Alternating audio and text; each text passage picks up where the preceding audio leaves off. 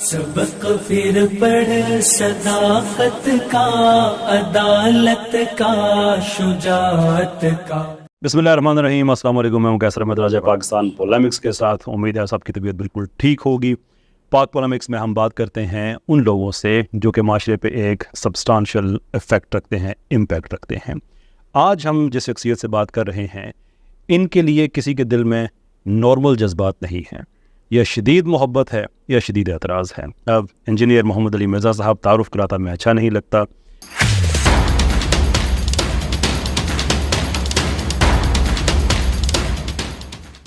Engineer صاحب، بہت بہت شکریہ آپ کا، آپ نے وقت دیا۔ جزاک اللہ خیرہ، لا حول ولا قوت الا باللہ، اللہم صلی علی محمد وعلی آل محمد۔ راجہ صاحب، آپ کو ہماری اکیڈمی میں ویلکم ہے۔ اللہ کا نام لے کے شروع کریں جی۔ بہت بہت شکریہ آپ کا۔ اچھا، ٹون سیٹ کرنے کے لیے جی کہ جو روایتی سوالات آپ سے ہوتے ہیں عام طور پہ، میں کوشش کروں گا کہ ان سے ایک آدھا سوال اگر ہو گیا تو ہو گیا۔ ویسے میری یوں کوشش ہوگی کہ چونکہ میرا تعلق زیادہ سیکولرزم، ایتھیزم، لبرلزم، ان چیزوں کے حوالے سے ہے، تو میں کوشش کروں گا کہ ہم ان چیزوں پہ بات کریں زیادہ۔ پرٹیکولرلی ریسنٹلی آپ کی کچھ پوڈ کاسٹ بھی ہوئی ہیں، اور آپ کچھ انفارچونیٹلی جس ملک میں ہم رہتے ہیں وہاں پہ ایک کلپ نکال کے اس کو آؤٹ آف کانٹیکسٹ یہاں وہاں کر دینا۔ تو آئیڈیا یہ ہے کہ ہم ایک جتنی زیادہ اس میں کلیریفیکیشن لے کے آ سکیں کہ جو آپ کے خیالات ہیں اس بارے میں۔ لیکن آپ سے بات ہو رہی ہو اور فرقوں کا بالکل بھی ذکر نہ ہو تو یہ بھی میرے خیال میں روایت کے خلاف ہے۔ جی ہاں، میں صرف ایک سوال کرنا چاہوں گا آپ سے۔ 100 سال پہلے کسی بزرگ نے دوسرے بزرگ کے لیے کیا کہا، انہوں نے ان کے لیے کیا کہا، وہ باتیں کتابوں میں رہ گئی، لیکن پریکٹیکلی ایک انٹلیکچولی ایوولوشن ہوئی، لوگ موو آن کر گئے۔ آپ خود کہتے ہیں کہ میرے پاس آنے سے پہلے دیوبندیوں کو نہیں پتا تھا ان کی کتابوں میں کیا لکھا ہوا ہے، بریلویوں کو نہیں پتا تھا کیا لکھا ہوا ہے، وچ مینس کہ جو کتابوں میں تھا وہ کتابوں کی حد تک رہا، پریکٹیکلی لوگ موو آن کر گئے۔ لیکن اگر آپ ان کو پھر گھما پھرا کے انہی چیزوں کے اندر آپ دوبارہ سے الجھا رہے ہیں، اچیو کیا کر رہے ہیں پھر آپ؟ لا حول ولا قوت الا باللہ، اللہم صلی علی محمد وعلی آل محمد۔ میرا خیال ہے یہ پہلا کوشچن ہی اپنے اندر ایک سمندر رکھتا ہے۔ تو میں اسے مختصراً ایک عام فہم بنا کے آپ کے سامنے انشاءاللہ رکھنے کی کوشش کرتا ہوں۔ ہمیں اس سے کوئی غرض نہیں ہے کہ 100 سال پہلے کیا ہوا تھا اور کیا نہیں ہوا تھا۔ اصل مسئلہ یہ ہے کہ ہم اس وقت یہ بتانا چاہ رہے ہیں کہ پریکٹیکلی مسلمان جس تکلیف سے گزر رہے ہیں کہ ہر فرقے نے اپنی مسجد الگ بنا لی ہے، ایک دوسرے کے پیچھے نماز پڑھنے کے پریکٹیکلی قائل نہیں ہیں، اپنے ممبروں سے یہی ترغیب دلاتے ہیں، جس کا سب سے بڑا ثبوت یہ ہے کہ ہمارا جو کیپٹل سٹی ہے اسلام آباد، میں آلموسٹ 15 سال وہاں پہ رہا ہوں۔ وہاں پر ایک کامن آبزرویشن ہے کہ جب بھی کوئی نیا سیکٹر لانچ ہوتا ہے تو اس سیکٹر کے لانچ ہوتے ہی اس کی مسجد کی جو لوکیشنز ہیں وہ بھی نقشے میں CDA مینشن کر دیتی ہے، کیپٹل ڈیولپمنٹ اتھارٹی۔ اب وہ مسجد کس فرقے کو ملنی ہے یہ ڈیفائن نہیں ہوتا۔ جن لوگوں کی پہنچ ہوتی ہے وہ اندر رابطہ کر کے پتہ لگوا لیتے ہیں کہ یہاں پہ مسجد ہے، وہاں پہ جا کے وہ ایک مٹکا رکھ لیتے ہیں، 2 صفحے بچھا لیتے ہیں، آہستہ آہستہ کرتے کرتے آپ 8-10 سال کے بعد جب وہاں جائیں تو آپ کو 3-4 سٹوری بلڈنگ نظر آئے گی بنی ہوئی، اور ایک فرقے کا باہر اس کا لیبل لگا ہوگا اور اس فرقے کے مطابق وہ لے کے چل رہے ہوں گے۔ لیکن ساتھ ہی ساتھ آپ کو یہ پتہ چلے گا کہ جو دوسرا فرقہ والا ہے وہ پیرلل میں پہلے تو جھگڑا کرے گا اس مسجد کو چھیننے کا، پھر CDA اس جھگڑے کو مٹانے کے لیے پیرلل میں انہیں ایک اور مسجد دے دے گی۔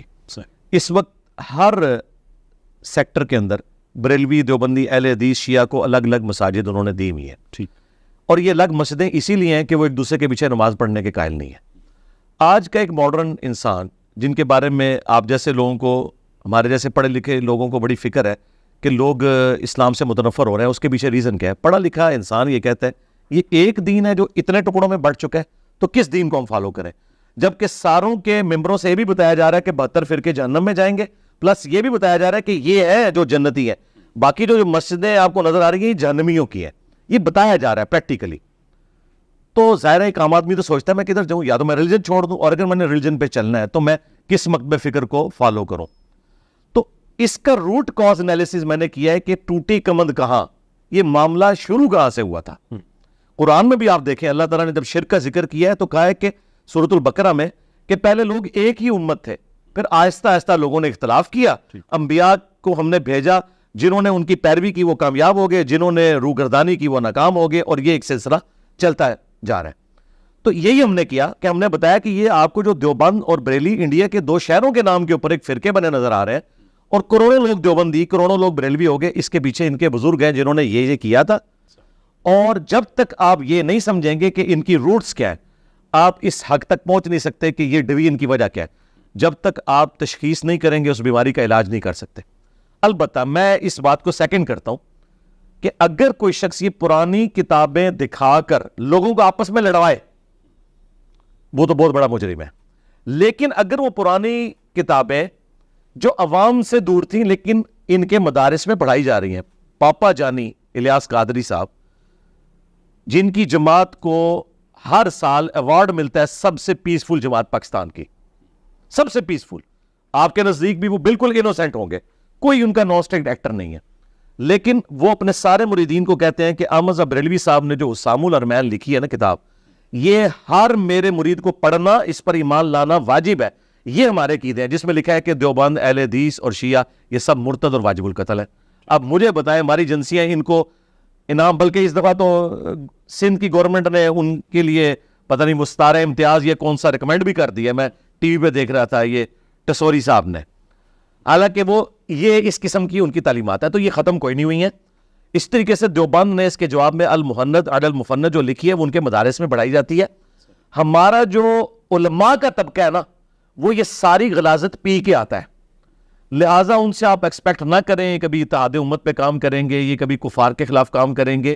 یہ غیر محسوس طریقے سے یہ معاملات کو لے کے چلتا رہیں گے. ہم عوام کو ایجوکیٹ کر رہے ہیں کہ ان کے بڑے چکے مسئلہ بگاڑ کے گئے ہیں, چھوٹوں کا اب کوئی علاج ممکن نہیں ہے جب تک کہ آپ ان کو ایکسپوز نہ کریں. اس کے بعد پھر میں لڑواتا نہیں ہوں, میں کہتا ہوں کہ مسلمان ہیں سارے, سب کے پیچھے نمازیں پڑھیں, ان سے بھی بلنڈر ہوئے, ان سے بھی ہوئے, آگے چلیں. میں یہ نہیں کہتا کہ آپ آپس میں لڑیں, لڑنے کا تو یہ کہتے ہیں, ورنہ تو میں نے کوئی چندہ بک بنائی ہوتی ہے اپنی کہ ان کو چھوڑ کے میری طرف آ جاؤ. آپ جتنی جماعتیں دیکھیں لانچ ہوتی ہیں نا وہ دوسروں کے مقابلے پہ ہوتی ہیں. تبلیغی جماعت بنی 1926 میں, اس کے مقابلے میں 1981 میں دعوت اسلامی بنی, یہ اس کے مقابلے میں بنی تھی. وہ رائیونڈ مرکز, یہ ملتان مرکز. میں نے تو کوئی مرکز نہیں بنایا, میں تو سب کو کہتا ہوں. آج بھی آپ کے سامنے تبلیغی جماعت کے بارے میں سوال ہوا, میں نے کہا کہ ضرور جائیں, صرف ان کے سلیبس سے اختلاف ہے, آپ ان کے ساتھ وقت گزاریں.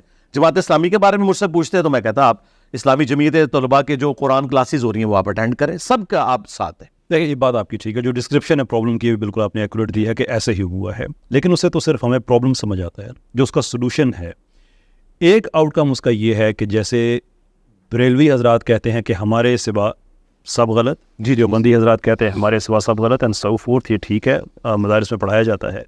لیکن ان ساری جماعتوں میں ایک جماعت نئی ایڈ ہو جاتی ہے, وہ آپ کے جسے for all practical purpose of جماعت نہیں کہتے ہیں, لیکن بہرحال ایک فکر ہے, جی جی آپ کے فالورز ہیں, وہ ان کی فکر ہے.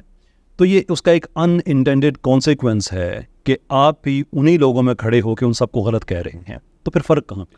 فرق یہ ہے کہ وہ کہتے ہیں کہ یہ سارے کافر ہیں, ہم جنتی ہیں, ان کے پیچھے نمازیں نہیں ہوتی, ان کو آپ نے چندہ نہیں دینا, اور ان کے سارے بڑے بزرگ جو ہیں گمراہی کے پیشوا ہیں. ہم کیا کہتے ہیں کہ ساروں کے پیچھے نمازیں ہوتی ہیں, سب کو چندے دینے, اپنی مسجد اور مدرسہ علیحدہ نہیں بنانا. یہ زمین و آسمان کا فرق ہے, انٹرنیشنل عدالت میں لے جائیں میرا مقدمہ. Here is the problem. کوئی بھی مسلک کسی دوسرے مسلک کی تکفیر نہیں کرے گا اگر اس کے پاس کوئی ریزن نہیں ہے. تو وہ ایک ریزن ہے, مقدمہ پورا تیار کرتے ہیں, ظاہر سی بات فتوے تک جاتے ہیں, وہ بڑی سٹیجز پہ جانا ہوتا ہے, اور اس کے بعد وہ کہتے ہیں کہ بیسڈ آن دس ہم ڈکلیئر کر رہے ہیں کہ ان پہ تکفیر لاگو. جی جی ایسے ہی ہے. اگر آپ بھی اس سسٹم کو ٹھیک سمجھتے ہیں, اگر آپ یہ سمجھتے ہیں کہ گستاخیاں واقع ہوئی ہیں, اور پھر آپ یہ کہتے ہیں کہ ان گستاخیوں کے سمیت ہم یہ سمجھتے ہیں کہ سارے کے سارے مسلمان ہیں, تو ڈونٹ یو تھنک کہ میسج آپ بھی آدھا ہی دے رہے ہیں کہ اگر کسی نے کفر کیا ہے تو پھر کفر کیا ہے, اگر نہیں کیا ہے تو پھر نہیں کیا ہے. بالکل. آپ کس بیس پہ کہتے ہیں کہ یہ سارے ایک دوسرے کو جو کافر کہہ رہی ہے ٹھیک کہہ رہے ہیں, لیکن میں نے کافر نہیں کہوں گا, ایک دوسرے کو ہی ٹھیک کہہ رہے ہیں؟ نہیں, میں یہ نہیں کہتا ایک دوسرے کو ٹھیک کہہ رہے ہیں, میں یہ کہتا ہوں کہ یہ ایک دوسرے کو کہہ رہے ہیں آپ نے یہ کام نہیں کرنا, اور جہاں پہ ہمیں اختلاف ہے ہم گستاخانہ عبارتوں کے اوپر فتویٰ لگاتے ہیں کہ یہ عبارت کفری ہے. اب مجھے بتائیں کون مسلمان ہے جو چشتی رسول اللہ یا اشرف علی تھانوی رسول اللہ کو اسلام کہہ دے گا؟ کفری کہیں گے. ہم یہ کہتے ہیں یہ عبارتیں کفری ہیں, بزرگوں نے لکھی, وہ اپنے ساتھ لے گئے. آپ جو ان کے نام کے ساتھ اپنے آپ کو منسوب کیے ہوئے ہو نا, آپ ان سے اعلان برات کر دو. جو اعلان برات کر دیتا ہے وہ ہمارا بھائی ہے. عوام دیوبند کی ہو, بریلویوں کی ہو, وہ تو اس کلمے کو صحیح نہیں سمجھتے.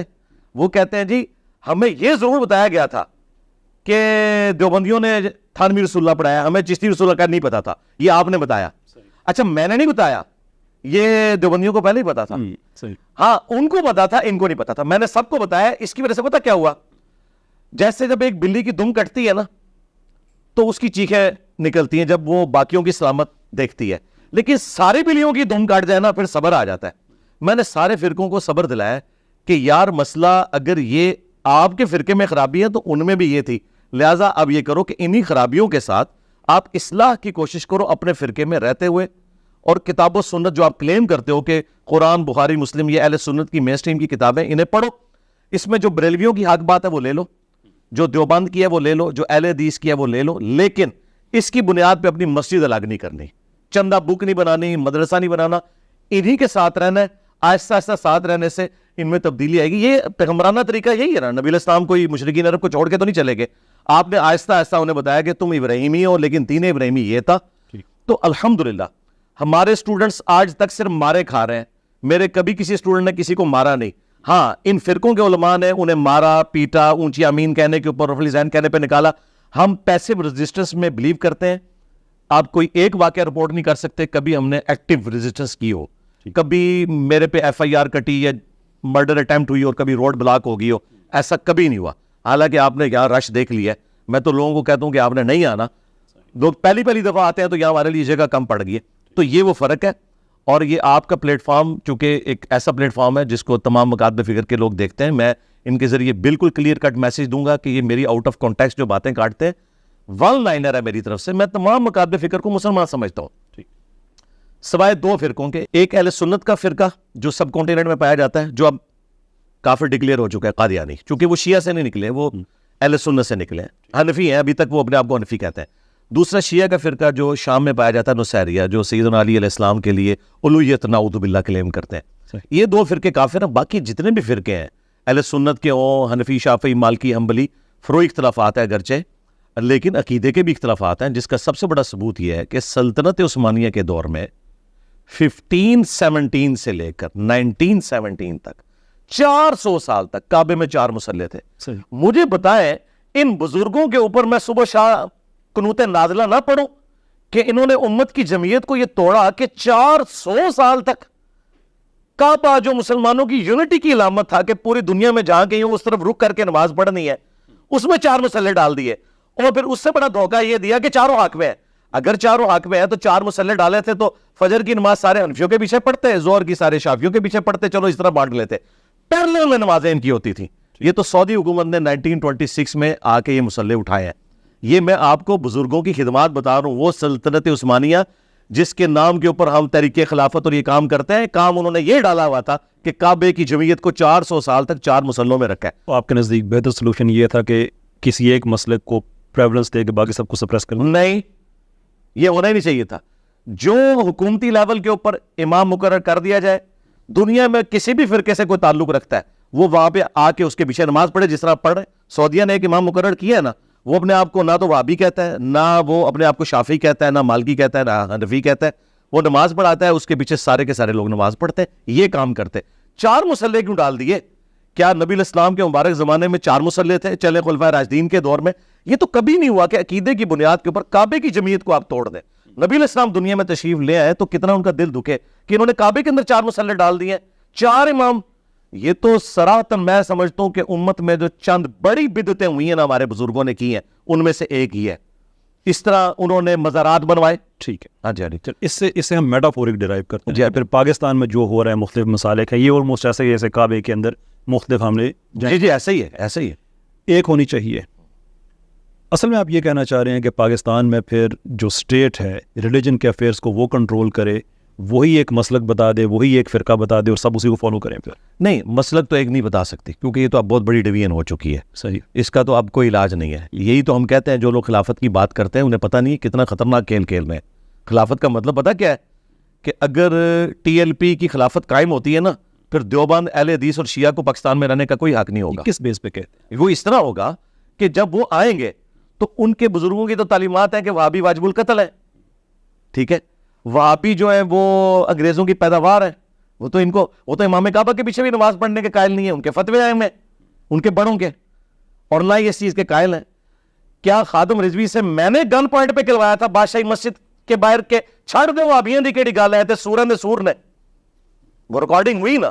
انہوں نے اذان کو کہا کہ ان کی اذان کا بھی احترام نہیں ہے. بادشاہی مسجد میں دیوبندیوں کا امام ہے, دیوبندیوں کو بھی وہ وہابی کہتے ہیں. تو جب ان لوگوں کی حکومت آئے گی, جو لوگ کہہ رہے ہیں ان کی اذان کا احترام نہیں, وہ نہ ان کے کسی چیز کا بھی احترام نہیں کریں گے. یہ پریکٹیکل ہے. چلے اس پہ ہم آگے بڑھتے ہیں. ابھی ریسنٹلی بھی آپ نے ایک پوڈ کاسٹ میں بات کی. سبق پھر پڑھ صداقت کا, عدالت کا, شجاعت کا, لیا جائے گا تجھ سے کام دنیا کی امامت کا.